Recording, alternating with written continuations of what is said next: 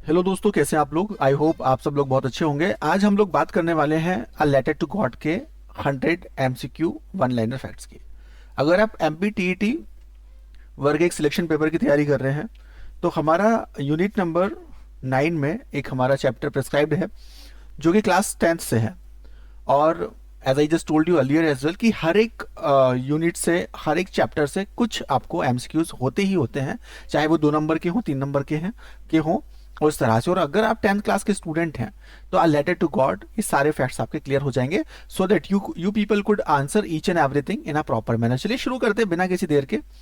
तो मैं कुछ वन बाय वन, कुछ 2 या 3 पार्ट में कंप्लीट करूंगा ताकि आपका बहुत ज्यादा समय ना जाए।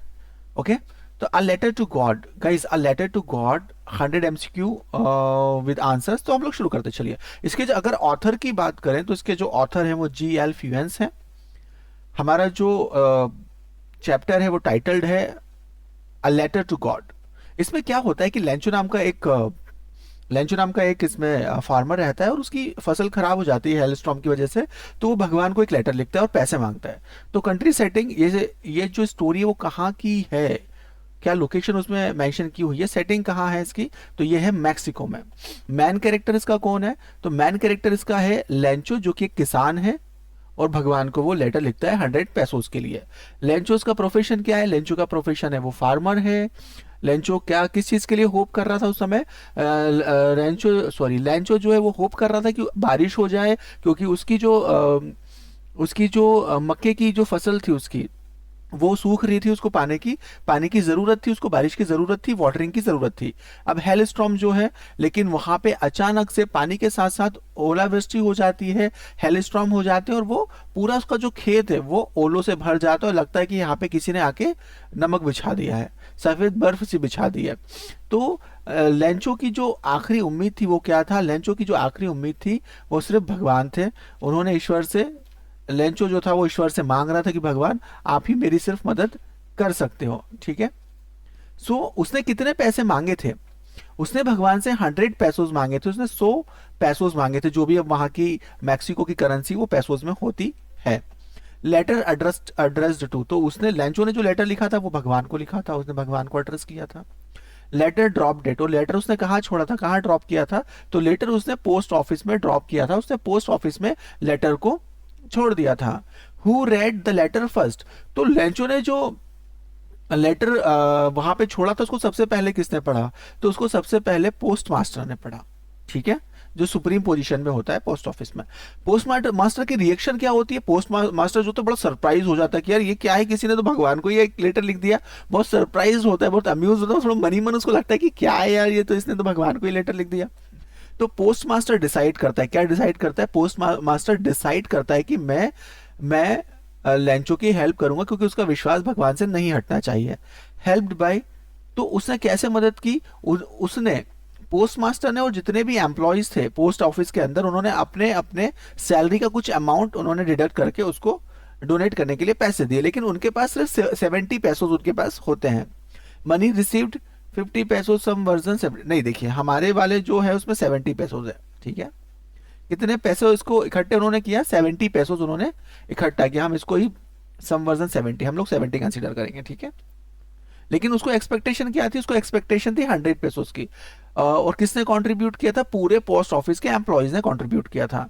लेंचो थॉट, और लेंचो क्या सोचता है, जब उसको पैसे मिलते हैं ना, वो मतलब जैसे उसको मिलता है पैसा तो एक तो मनी मन उसको लगता है कि चलो भगवान ने मेरी मदद की, और बहुत ज्यादा सरप्राइज नहीं होता है। सरप्राइज क्यों नहीं होता है कि उसको वो लगता है कि यार वो ऐसा सोचता है कि मैंने भगवान को मदद के लिए लेटर लिखा तो वो तो मेरी करेंगे ही मदद, तो बिल्कुल ऐसा सरप्राइज भी नहीं होता। लेकिन वो गुस्सा करता है थोड़ा मनी मन कि यार ये एम्प्लॉयज जो है ना वो डिसऑनेस्ट है, पोस्ट ऑफिस के जो एम्प्लॉयज हैं वो डिसऑनेस्ट हैं, और इन्होंने 30 पैसों रख लिए, बाकी के मुझे 70 दिए। तो Lencho called them thieves, Lencho उनको क्या बोलता है, थीव्स बोलता है। रिटर्न एट एंड, अब वो बाद में वापस दोबारा भगवान को एक लेटर लिखता है, वो बोलता है God don't send it through the post office.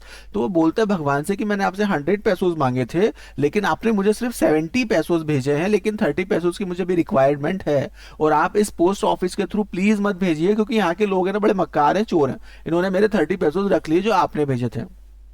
तो स्टोरी की हाईलाइट क्या है दोस्तों? स्टोरी की हाईलाइट है कि ये जो लेंचो है ना, बहुत ही भोला और बहुत ही इनोसेंट इंसान है और भगवान में बहुत ज्यादा ब्लाइंड फेथ करता है, बहुत इनोसेंट है ये, है ना। जबकि मदद उसकी कौन कर रहा है? मदद उसकी वही लोग कर रहे हैं बेचारे, वो उसके पोस्ट ऑफिस के एम्प्लॉइज उसकी मदद कर रहे हैं और वो बड़ा बिगड़ जाता है, बड़ा गुस्सा होता है। तो ये इतना इनोसेंट था, इतना भोला था, ठीक है। तो अब 41 नंबर का फैक्ट है कि स्टोरी रिटन इन, ये थर्ड पर्सन नरेटर, इसमें नरेट कौन कर रहा है? नरेट कर रहा है हमारा ऑथर। स्टोरी किसकी है? स्टोरी है लाइक लैंचो की। अब उसमें पोस्ट ऑफिस का जो पोस्ट मास्टर है वो भी शामिल है, ये थर्ड पर्सन पूरा नरेट कर रहा है, तो थर्ड पर्सन है स्टोरी।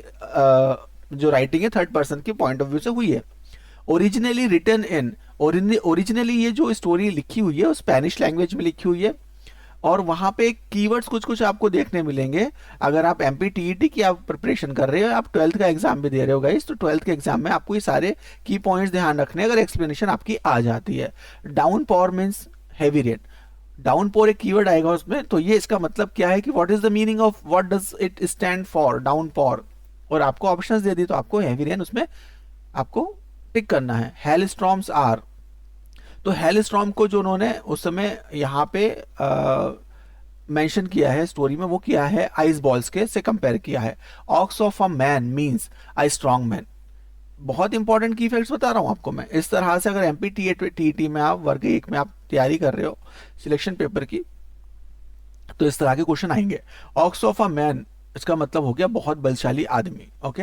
सारे आपको मिलेंगे उसमें, और मैंने पिछले वीडियो में इसको एक्सप्लेन भी किया है पूरी शॉर्ट स्टोरी को line by line. Post office symbolises, तो किसको दिखाता है? ह्यूमन गुडनेस को, क्योंकि वो सारे एम्प्लॉयज थे, उन्होंने ही लेंचो की हेल्प की थी। तो रेन यहाँ पे किसको सिंबलाइज करती है? होप की भी करती है, क्योंकि शुरुआत में तो होप एंड ब्लेसिंग को कर रही है। क्यों कर रही है? क्योंकि वो शुरुआत में उसकी जो कॉर्न की उसकी जो क्रॉप थी, हार्वेस्ट था, वो सूख रही थी, उसको पानी की जरूरत थी, तो एज अ होप और ब्लेसिंग वो उसको देख रहा था। Lencho means a short form of Lorenzo, ये स्पेनिश वर्ड है।